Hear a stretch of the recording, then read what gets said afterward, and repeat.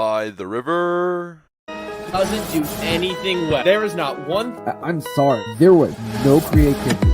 As a Union fan, I'd take that all day. Another DP. We need to go get Mario Balotelli. And that is right. Welcome, everyone, to the special edition of DOOP by the River with the hectic week that is the Union schedule. We're going to first break down the beginning part of our week as the Philadelphia Union prepare for their first U.S. Open Cup matchup this upcoming Tuesday. So, of course, to prepare for Minnesota, as we always do, we're going to give you the eyes from the other side. So, please, without further ado, welcome on into today's edition. Mark Fangmeier, he is from the 55-1 podcast covering all things Minnesota United, Minnesota soccer in general. Mark, my friend, how you feeling, brother? Welcome on in. Oh, so great to be here. Thanks so much for having me. Absolutely, man. How's it chilling up there? Is it cold still up in Minnesota? How's the weather these days? No, like today was like one of the first like beautiful kind of days. Like it was like 75 and sunny, and the brewery 4 blocks from our house had like this giant party in the parking lot. It was fantastic. That sounds like a great day myself. So we should be expecting some good weather on Tuesday night then. Yeah, no, I mean it'll probably turn the day before, like literally like Saturday night, it was like cold and like wearing a flannel and a jacket. So it's like it all depends. But like, yeah, you never know. Like we haven't really had a nice night at Allianz Field for like a soccer match yet this season. Like we had like a streak of like 80-degree days, and then suddenly it was like 35 and like raining for like the match like 2 days later. So yeah, who knows what it'll be in. Well, you know Allianz will always be synonymous for the US was it the friendly that they had, or the no, it was like World Cup qualifying against Honduras. Like, I mean, honestly, like watching that. How do you make Hondurans play in 5 below weather in shorts? Like, I mean, they did have like, it was so funny. Like even like they're like, oh yeah, like the team doctor said that they like there were at least 5 players that had hypothermia. I was like, well, they didn't have hypothermia because they didn't lose a limb. They're fine, but they're just really cold and they just don't know what being cold feels like. Oh my God, that's freaking ridiculous. Well, how's 55-1 pod? How are the guys over there? It's good. Like, yeah, we're we kind of took previously we've been like doing like weekly stuff. Like we kind of gone to like more like just like every few weeks, just when we feel like recording, put something out, whatever. So yeah, it's been great, and like it's awesome, and it's kind of fun to take a little step back and be more of a fan and less of a commentator. Yeah, everything Minnesota. So it's been great. But yeah, I mean, with that said, I have so much pent up aggression of things to say that I haven't been able to say on a podcast. So I'm excited to be here.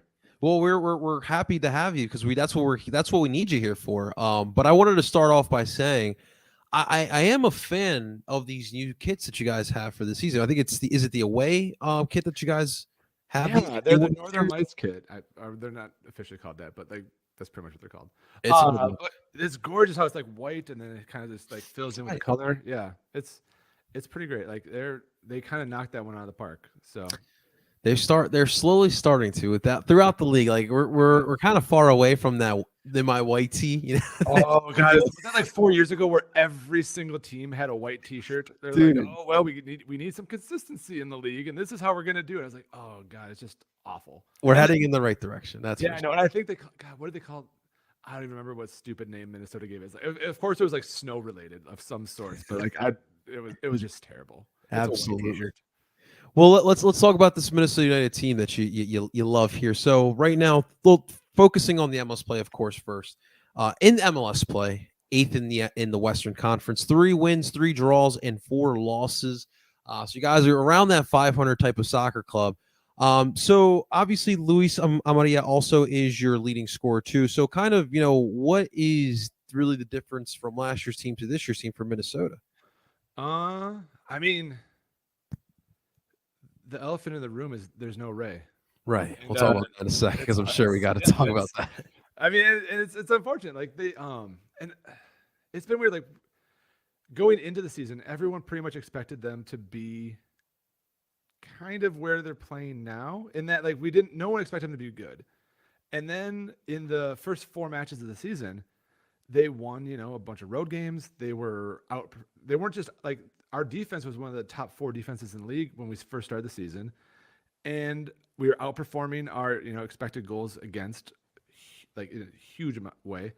And then also our offense was somehow like they weren't creating too many opportunities, but they were still outperforming. Like our expected goals would be like 0.5, and we'd get like, a goal or two a game. And so like it was working, but everything eventually, works back to the mean over a long period of time. And that's kind of what's been happening recently. I don't think we've won in the last like 4 or 5 matches. We just lost to Vancouver last night, which I mean, Vancouver's been playing great. Like, but actually I think their last goal, the last time they gave up a goal was against us, and then we scored again. So they broke their streak of like 400 some minutes of goals. But like, they've been playing great. But like, still, like our team is just, our defense was playing world class. Not world class, MLS top 4. Like let's be real here. But they were playing great, and Dane St. Clair was playing great in goal. Like everything was working. It's just without Ray, we had nobody creating any kind of scoring opportunities.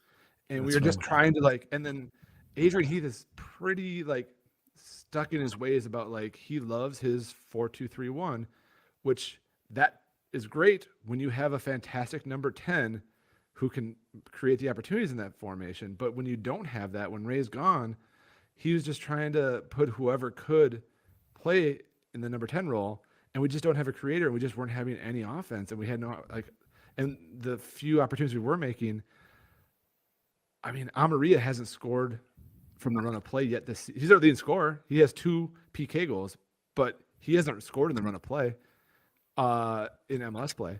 And he's been struggling. Mender Garcia has been struggling, who's our other DP striker. We're just struggling. We just need some sort of like boost in the offense. And supposedly as of yesterday, they announced he's back in Minnesota. Right. So we'll see what happens with that. But yeah, it's still, scoring's the problem. So far, it sounds like in Minnesota. Oh, totally has been the problem. And Minnesota's always kind of struggled recently with finishing. Like we just don't have those like natural, like, just like fox in the box kind of guys who are just like, can like take an opportunity and just put it away. And so we've always kind of struggled with finishing, and it's just coming back to hurt us even more so now that we're also struggling with creating opportunities. Yeah, I mean, I feel like you guys have had some like DPs that like have been known to score, but like, like you say, like offensively, you guys have never been like, type of team to put up like 5 goals in a match, and it is always tough. It's funny hearing you talk about Minnesota and their attack woes, because we obviously have our issues starting off the season. Haven't really been scoring in bunches, kind of like what we did last year. You bow out in Champions League when all you really needed was some away goals, and you couldn't even do that. And it's funny you bring up Heath, because this past week there was a lot of curtain out throughout Union Nation, and when you have a coach for so long, sometimes they do the same thing over and over again, and it gets infuriating. For me personally, the one thing that infuriates me is the lack of rotation with the Union, and that's kind of what we haven't really seen. You go in the offseason, you bring in Torres, Lowe, and Pereira, and you really haven't seen them much. So I completely feel you there, man. But maybe that's a recipe for Tuesday. Obviously, we'll see what the rotation is for both sides, but maybe both guys can get it going in U.S. Open Cup. Yeah, I'll be very curious about Tuesday, just because, like I said, like I've read a lot of the stuff about like the criticism about the lack of rotation, especially with like how compact with like CCL and all how compact it's been, and like with the U.S. Open Cup, whatever. Like it's just there's a lot, and I'll be curious to see if Curtin rotates his squad. I'll be curious if Adrian Heath goes the opposite route and just doesn't. And it's just like, we're just going to play to win and like see what happens. Like, which I'm not going to be mad about. Like, I love going all in on US Open Cup. It's such a fun tournament. Like it is. It's single elimination the whole way. It's fun. I love them taking it seriously. Like, I mean, I remember flying down, was that 20? Yeah, you guys made the final, right? Yeah. I flew down to Atlanta for the US Open Cup finals. It was fantastic. Like, I love going all in on it because it's such a fun kind of tournament. I mean, I get that it's not a moneymaker for like MLS teams, so there's not really the incentive to go all in on it. But for fans, it's so fantastic. Yeah. I'm more so like, if we have a shot, let's go all in. But I mean, my priority has always been MLS Cup and then CCL or CCL. They're kind of like 1A, 1B. But no, if you have a shot, 100% definitely go for it. think the last time was like 2018. We really legitimately had a shot in US Open Cup. We went and made it all the way to the final. But now you're 100% right, and especially like if you're a team that listen.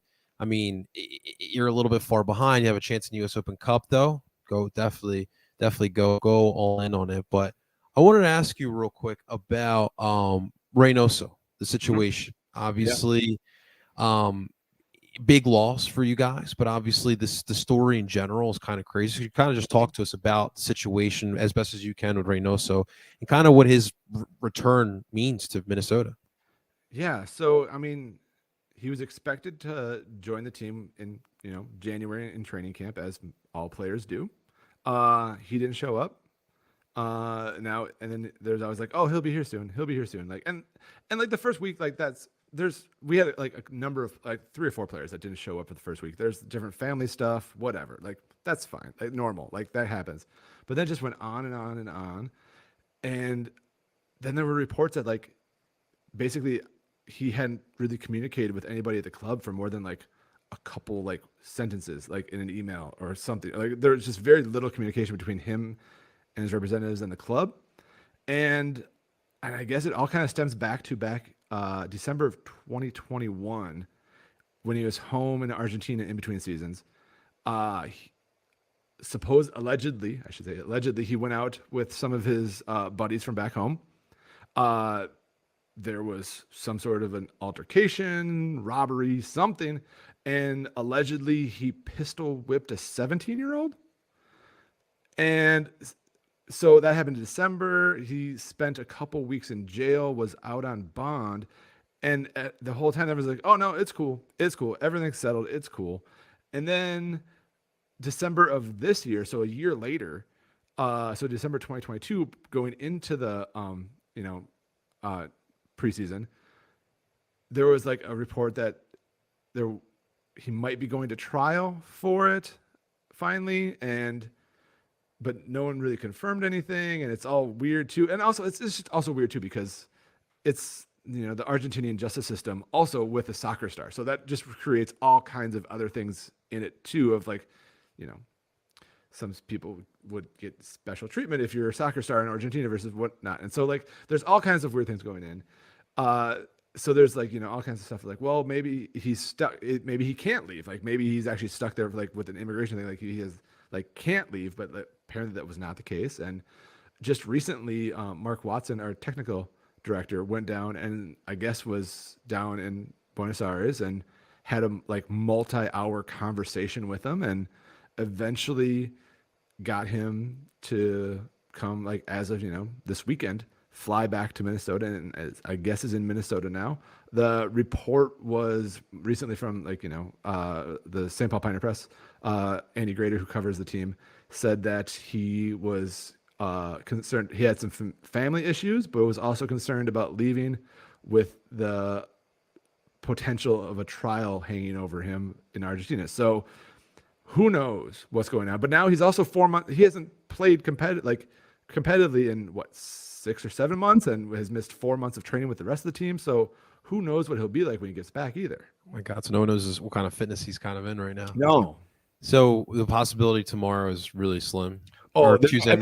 And actually, I think it's 0 at this point, Okay. because MLS, I think he's still officially like suspended by MLS Because of the situation. because of everything. Because they had to suspend his payment and everything. Like, he didn't show up for work, so he doesn't get paid. So like, I don't think that issue has been quite worked out yet. And so the statement the team put out is that like he's still barred from all team activities. So wow.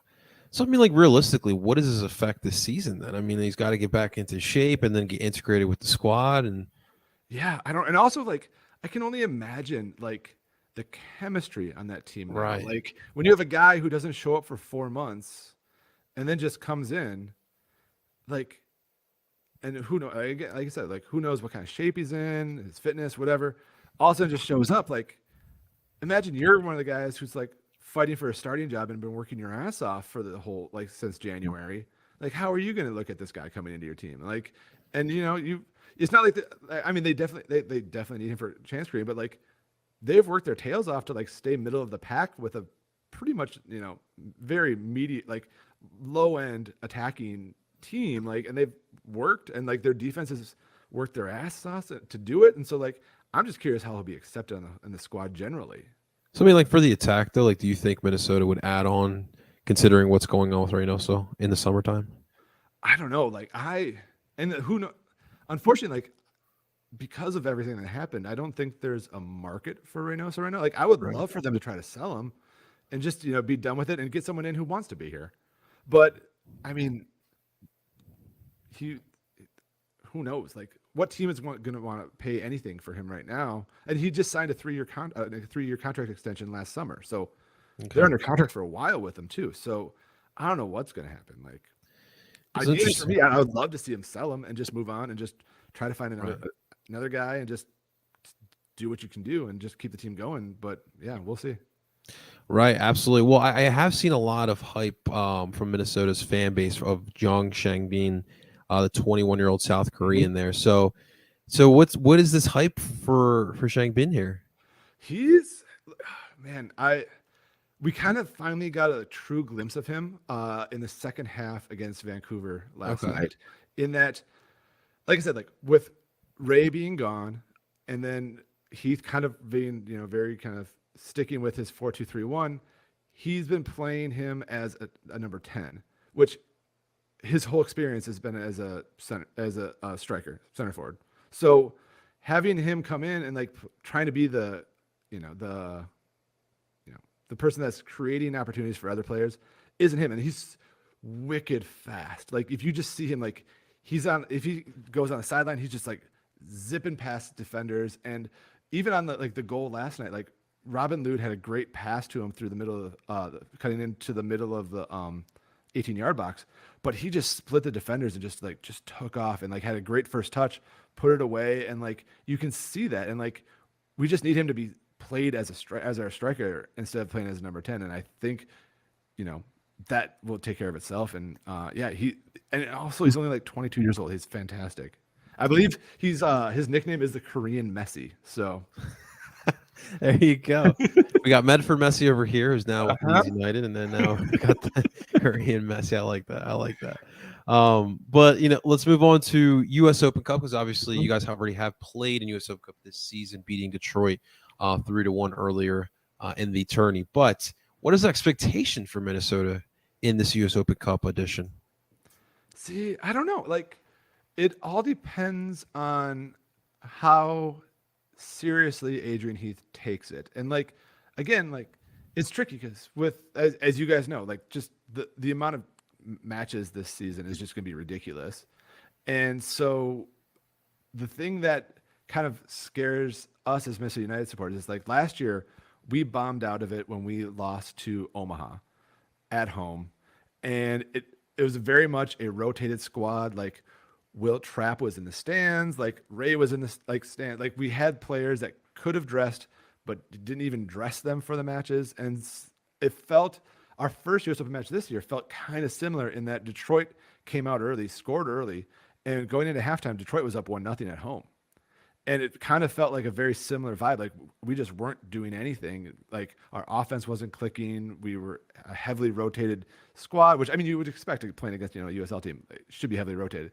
But it just felt like another like kind of kick, like punch in the gut type game like that Omaha match did last year. And then lo and behold, they scored 3 goals in 10 minutes in the second half and just turned the whole thing around and just went off and won it. And it was great. And so like, we'll see. Like I have no idea what to expect. And I mean, again, it's kind of up to Jim Curtin. If he rotates his squad a bunch and we don't, we'll see what happens. But also, who knows? Like, yeah, again, who knows? Like, who knows who's going to come out and attack for us? Like, and do something and produce something. It could be maybe it'll be just a terrible 0-0 draw that goes into PKs, and that could be the match. Like, who knows? Yeah, it's interesting because last season we kind of, I wouldn't say took it lightly, but we rotated. I mean, we put up a lot of our young kids, but the thought is that these kids are prepared to play in those type of situations, and Orlando put some of their big guns in there. So I'm intrigued too. I do believe Jesus Bueno will start from what Jim said. So I kind of would read into that be a lot of rotation going on in that matchup. But with that said, let's predict what could the lineups look like for Minnesota on Tuesday night. So what do you think Adrian Heath would go with on Tuesday night for Minnesota? I mean, I think he's going to rotate. I mean, fairly certain he's going to rotate. And it'll probably be kind of similar to what they did against Detroit. So it'll be, Clint Irwin instead of Dane St. Clair in goal. It'll be, probably Brent Kallman instead of Michael Boxall at center forward. Maybe rotate. Valentin will come in for one of the fullbacks, probably Kamar Lawrence. And then, the center of the pitch, it all depends who's healthy. I mean, it'll probably be like, Hassani Dotson and maybe Rosales in the center of the pitch in the midfield. And then the attack is anybody's guess. Like, it could be, Dunbar, Mender Garcia. I mean, Franco Frangipani hasn't been playing a whole lot recently as far as starting goes, so maybe he'll be in there. And then who's up at center forward? I have no idea. So we'll find out. But I think that'll probably be a thing. And then, one thing that Adrian Heath has been doing, at least this is what he did against Detroit, is that he'll start off with like a rotated starting lineup, and then if changes need to be made, he does it pretty quickly in the second half and brings in the bigger guns in the second half right away to try to clean stuff up. So we'll see. But yeah, and also it all depends on how great or terrible things start off in the first half. Like, we haven't been a great team. We haven't been a strong starting team recently. We're we kind of been struggling the first 20 minutes. So if Philadelphia has a chance to attack us pretty hard, that's all, it's balls in their court on that one. They could just take the match away from us if they want to. That's what I'm going to be looking forward to as well. All right, Mark, give us the final prediction. What do you think will happen on Tuesday night? I think just based, Minnesota also hasn't won a match at home yet this season. So, yeah. So, I don't have the highest of expectations for this match. So I'm going to say it's going to be, Philly 2-0. Philly 2-0. Okay. Yeah. All right. I'm going to be intrigued. We'll see. If we can make a little run in US Open Cup, I feel like that would put the fans back in a better place, but we'll see, man. I just want to get this attack going. I want to get them back to not necessarily scoring 5-7-0, but there's been some issues in the final third. So that's really what I'll be looking forward to, but we'll take care of that in the US Open Cup, or in MLS play. But Mark, really appreciate you coming in here, man. Yeah. Let the people know where they could find the great work, the 55-1 podcast, all that good stuff. Yeah, it's 551 pod, wherever you get your podcasts. You can find me on Twitter. I'm MR Fangmeier if you want to hear my rantings on Twitter about the team. So yeah, that's about it. So we love to see Mark. Mark, you enjoyed the match on Tuesday. Thank you so much, guys, for checking on in. We'll check you guys out on the next one. Make sure you guys hit the like button and subscribe. Until next time, I go by the name of El